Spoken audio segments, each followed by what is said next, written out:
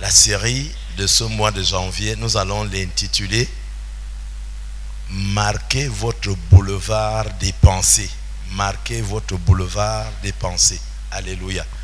Marquez votre boulevard des pensées. Si vous avez regardé, vous allez voir dans des pays, ou même un tout petit peu chez nous, si vous prenez l'axe lourd Douala Yaoundé, vous allez voir que l'axe est marqué. Il y a des signalisations qu'on a mises, que ce soit sur la route. Tu sais que tu ne peux pas dépasser telle ligne. Tu sais que ici, attention, la route est marquée. Tout boulevard est marqué. Alléluia.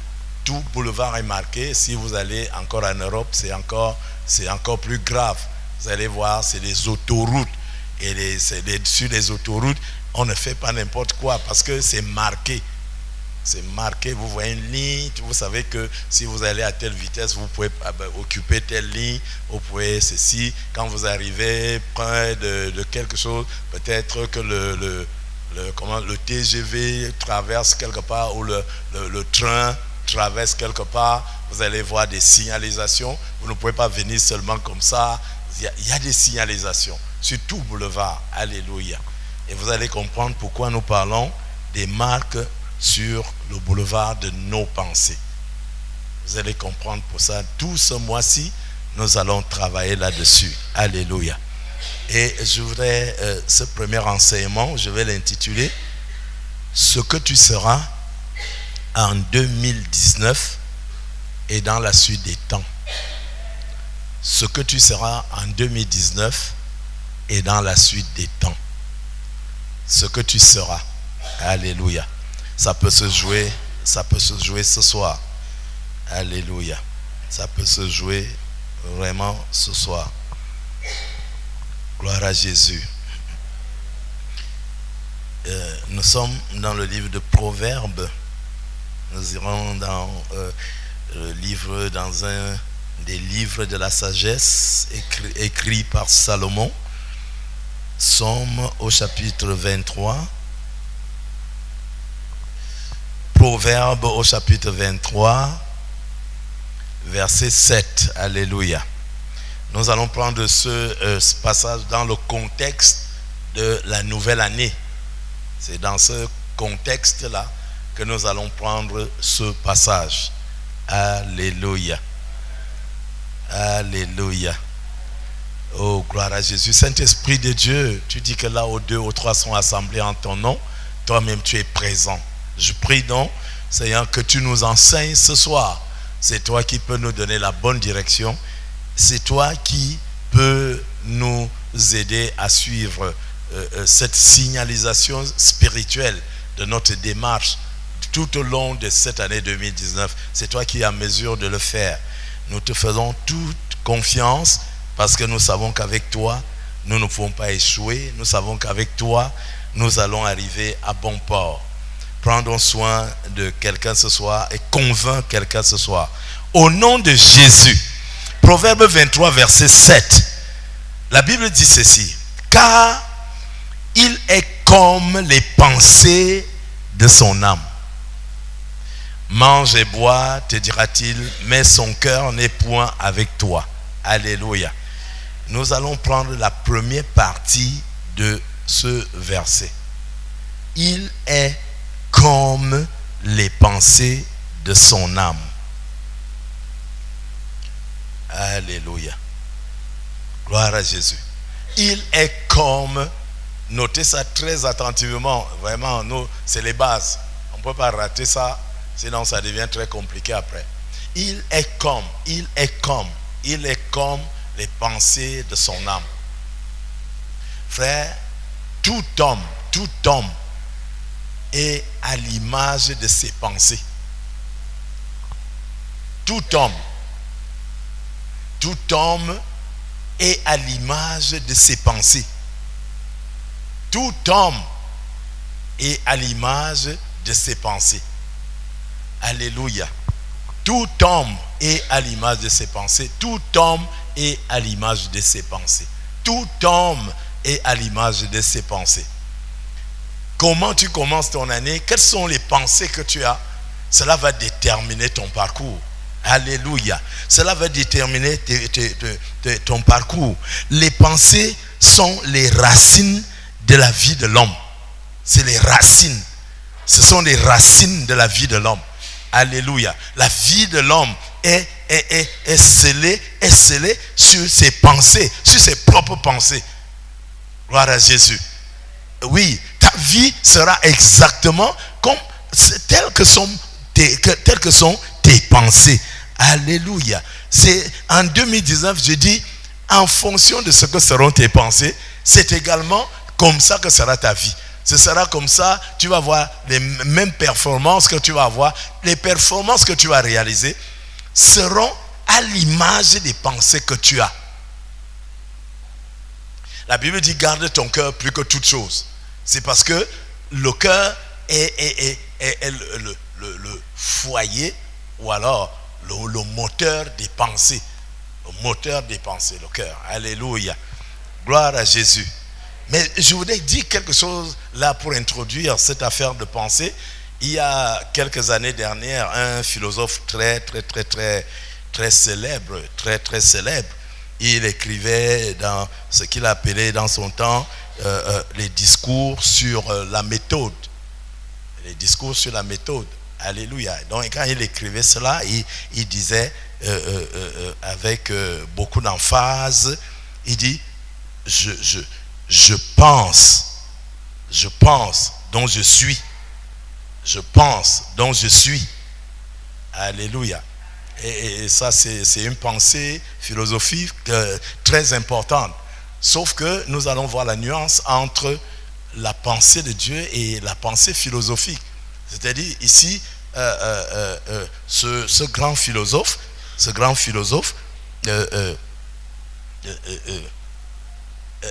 abordait une question qui avait déjà été abordée par Salomon plus de 2500 ans avant.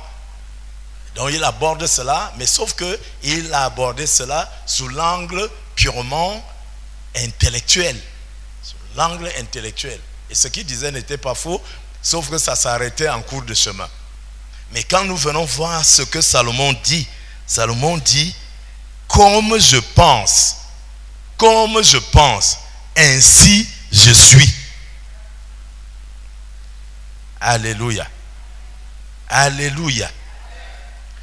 Le philosophe dit, je pense, donc je suis.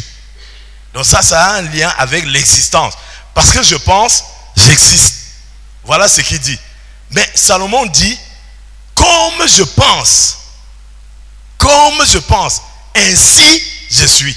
Alors donc, on dépasse le cadre de l'intellectuel. On dépasse ce cadre-là. On dépasse de loin ce cadre-là. Alléluia. Et ici, donc, on dépasse le cadre, le simple cadre seulement de l'existence. Ce n'est plus seulement l'existence. Alléluia.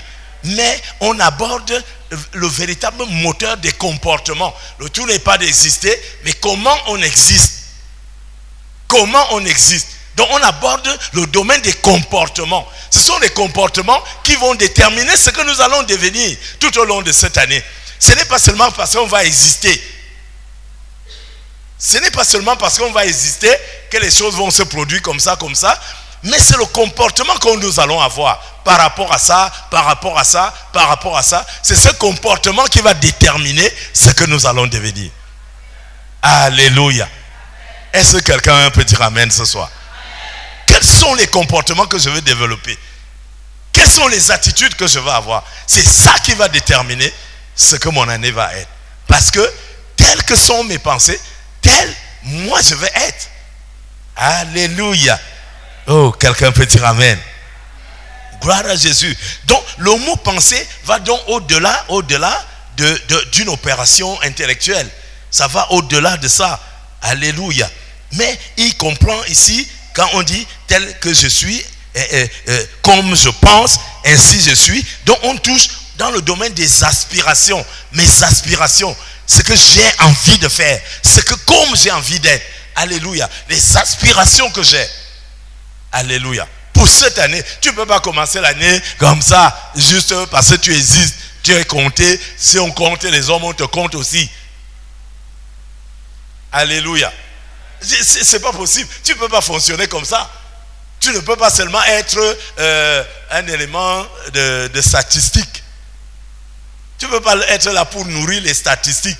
Le Cameroun a 15 millions d'habitants, dont tu es dedans. C'est-à-dire, si on t'enlève, il y a 14 000, combien. C'est pas ça là. On ne veut pas seulement qu'on te compte, on veut effectivement voir quel est ton rôle. Quel est ton rôle? Alléluia. Et vous savez que Salomon avait demandé la sagesse à Dieu. Et c'est la sagesse que Salomon produit ici, c'est la sagesse de Dieu. Dieu dit, tes pensées, mes pensées, vont déterminer ta vie et ma vie. Si tu veux devenir un pauvre type, tu seras un pauvre type. Je lisais toujours dans le livre des Proverbes. Et dans le livre des Proverbes, il est écrit quelque part, n'enseignez pas un fou. Si vous enseignez un fou, vous perdez votre temps. Vous comprenez? Vous enseignez un fou, vous perdez votre temps. Puis dès qu'il va quitter là, il va faire les choses de sa folie. Amen. Tu peux m'habiller, tu l'habilles bien, tu mets tout, la cravate et tout. Dès qu'il va quitter là, la cravate là, tu vas trouver que c'est attaché peut-être à son pied. Donc, on perd le temps à enseigner un fou. Et la question que je veux savoir, en commençant l'année comme ça, sommes-nous des fous? Que dès que le Seigneur, quand Dieu nous a enseigné, dès qu'on sort, on fait comme on veut, ça veut dire qu'on est tout simplement des fous. Ce n'est pas ce genre de fous qu'on veut à l'église. On veut les fous de l'évangile. On veut les fous de Dieu. Mais pas les fous selon le monde. Alléluia. Quelque chose doit se produire. Au nom de Jésus. Donc, il y a ici une référence avec notre homme intérieur. Les aspirations de notre homme intérieur. Quand on parle de pensée, qu'est-ce que notre homme intérieur qui travaille avec Dieu, qu'est-ce qu'il pense? C'est vrai que Jésus posait souvent la question quand quelqu'un venait, il dit, est-ce que tu crois? Est-ce que tu crois? Est-ce que ton homme intérieur accepte que si je prononce une parole sur toi, tu seras guéri? Est-ce que nous voyons avec le centenier romain qui a un problème avec son serviteur? Il vient à la rencontre de Jésus et il dit à Jésus, ce n'est pas la peine que tu me dis un mot. Parce que je sais que le mot que tu vas dire va guérir mon serviteur. C'est ça les aspirations intérieures. Voilà les pensées qu'il avait. Il y a des gens, même aujourd'hui, on prie sur eux, ils pensent à autre chose. Et ça va donner. Ça va donner. Donc, qu'est-ce que tu veux? Tu es à l'image de tes pensées. Et même là où tu pouvais avoir la guérison, là où tu pouvais avoir ton miracle, ça passe comme ça. Ça passe comme ça, tu vas commencer à dire, c'est un petit pasteur, c'est une petite église. Non, ce sont tes pensées qui sont corrompues. Alléluia. L'homme est à l'image de ses pensées. Si tu as de bonnes pensées, par rapport à l'année 2019, il est impossible que cette année soit une autre chose qu'une année de réussite. Alléluia. Si tu as de bonnes pensées, tu ne regardes pas, je n'ai pas tel, je n'ai pas quoi, je n'ai pas ceci, et que tu as de bonnes pensées, parce que celui qui t'a appelé est fidèle, et tu sais qu'il peut le faire. Si tu as de bonnes pensées, mon frère, ma soeur, il est impossible que tu sois un dernier dans la vie. Alléluia. Quelqu'un peut dire amen. Et c'est pour cela donc que dans son épître aux Philippiens au chapitre 4, nous voyons certains propos sur lesquels nous allons essayer de passer un peu de temps. Philippiens au chapitre 4. Philippiens au chapitre 4. Philippiens, c'est après Éphésiens. Philippiens au chapitre 4. Je vais lire du verset 4 au verset 8. Alléluia. Du verset 4 au verset 8. Philippiens 4, si nous sommes à la page. Philippiens 4, du verset 4 au verset 8. Il dit, réjouissez-vous toujours dans le Seigneur. Je le répète, réjouissez-vous. Je voulais vous poser la question. Si vous avez de mauvaises pensées, vous aurez la joie dans le cœur? Vous ne pouvez pas. Si vous avez de mauvaises pensées, vous ne pouvez pas avoir. La première chose que vous allez perdre, c'est la joie. Automatique. Ça ne se négocie pas. Si tu dis, je commence cette affaire, et ça va même donner. Comment tu seras joyeux? Mais si tu sais que ce que je commence là va donner, tu sens déjà cette joie qui commence, que ton homme intérieur commence à manifester. Nous n'avons pas que l'homme extérieur qui est physique, mais nous avons surtout l'homme intérieur. Et Dieu travaille avec l'homme intérieur. Dieu ne travaille pas avec notre bras, avec notre ventre, avec nos yeux, notre tête, notre cerveau. Non, Dieu travaille avec notre cœur, notre âme, notre homme intérieur. Alléluia. Donc, il dit, réjouissez-vous toujours. Ça veut dire, ayez toujours de bonnes pensées. Même si vous êtes déjà coincé, comment? Voyez toujours avec Dieu une porte de sortie. Même si vous êtes en difficulté, comment? Même si tout donne, je ne sais pas quoi, c'est-à-dire tous les indicateurs sont déjà au rouge. Même si tout est au rouge, c'est ce que tu vois avec tes deux yeux qui est au rouge. Mais ce n'est pas ce que Dieu voit. Alléluia. Pendant le sommet d'élévation, on va en parler longuement. Nous avons dit, le thème ce sera intouchable. Frères et sœurs, le Seigneur dit, il dit, mes pensées ne sont pas vos pensées. Il dit, il y a un écart entre vos pensées et mes pensées. Ça veut dire, de la même manière qu'on ne peut pas toucher Dieu. Quelqu'un qui a de bonnes pensées, tu ne peux pas le toucher. Je croyais que quelqu'un allait dire amen. J'ai dit, quelqu'un qui a de bonnes pensées, aucun sorcier ne peut le tuer. Dès que tu commences à dire, hey, les sorciers, ils sont forts, ils sont ceci, ils vont te tuer bel et bien. Ils t'ont même déjà tué. Tu vas faire un examen, tu commences à trembler. Vraiment, le sujet qu'on a donné là, et ceci, cela. Frère, quand tu as de bonnes pensées, tu sais que tu es un élève, on ne peut pas te donner ce qu'on ne peut pas donner à un élève. On ne peut pas te donner ce qu'on ne peut pas donner à un étudiant. Tu ne peux pas aller faire le CEP et on va te prendre les choses qu'on donne, je ne sais pas quoi, des sujets qu'il faut aborder en licence. On va te donner des choses qui correspondent au CEP. Et dès que tu arrives, ça là, tu commences à faire ça. Ça veut dire que tu ne passeras jamais. Alléluia. On va avoir de bonnes pensées. Frère, nous sommes au début de l'année. Ça, nous sommes en train de jeter les bases. Tu gardes ces choses. Frère, il n'y a pas... J'ai déjà vu. Ce n'est pas aujourd'hui que je commence le ministère. J'ai vu. Les enfants de Dieu, c'est pas possible. Tu vas entendre ce qui sort de leur bouche. Tu vas entendre. Quand tu entends ça, tu sais déjà que là, l'ennemi les a embarqués. Et il dit, réjouissez-vous toujours. Pas de temps en temps. Pas quelquefois. Réjouissez-vous toujours. Réjouissez-vous toujours.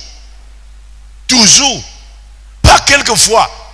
Pas quand tu as mangé. Pas quand tu as l'argent. Pas quand on t'a gardé quelque chose. Non. Ça là, ce n'est pas de ça qu'on parle. On parle de quelque chose qui concerne la vie de quelqu'un. Je dis souvent, à qui veut entendre? Moi, je ne m'amuse pas avec la vie de quelqu'un. Tu ne peux pas t'amuser toi-même avec ta propre vie. Tu ne peux pas t'amuser avec. Alléluia. On peut perdre de l'argent et on retrouve. On peut perdre je ne sais pas quoi, on retrouve. Mais tu perds la vie, c'est une fois. Donc on ne peut pas s'amuser avec ça. Alléluia. Le Seigneur nous recommande. Les gens comme apôtre Paul, ils ont vu de toutes les couleurs. Ils ont vu des choses que toi et moi, nous ne verrons jamais. Ils ont vu la mort en direct. Et c'est lui qui nous dit, frère, même si on te dit ça, c'est la mort, réjouis-toi.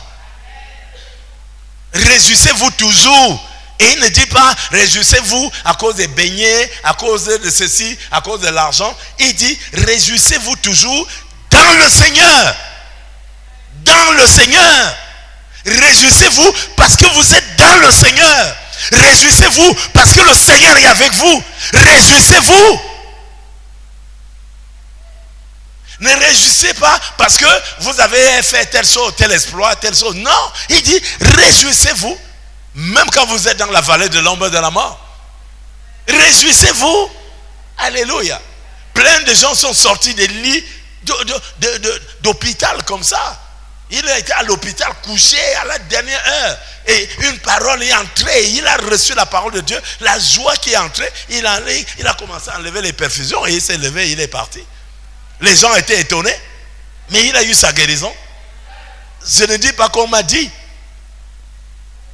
Alléluia.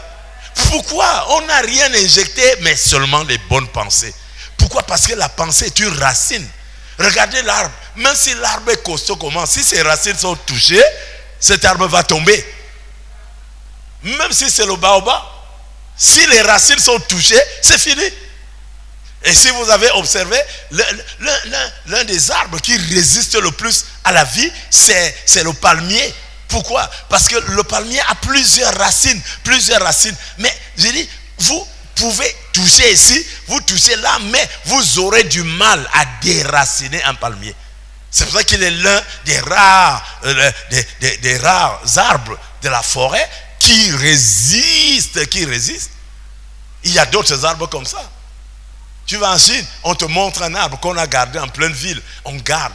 Comme les gens là, ils savent garder des choses. Vous venez voir, un arbre qui est là depuis 400 ans. 400 ans. Il est là. Pourquoi les racines? Qu'est-ce qu'il fait qui reste? Ce sont les racines. Les pensées sont les racines de la vie.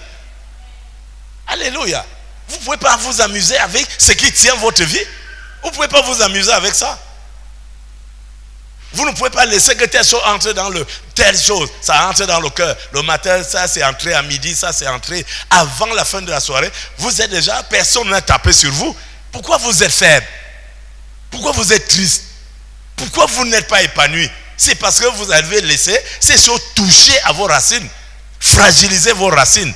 Je prie en cette année 2019 que le Seigneur préserve vos pensées.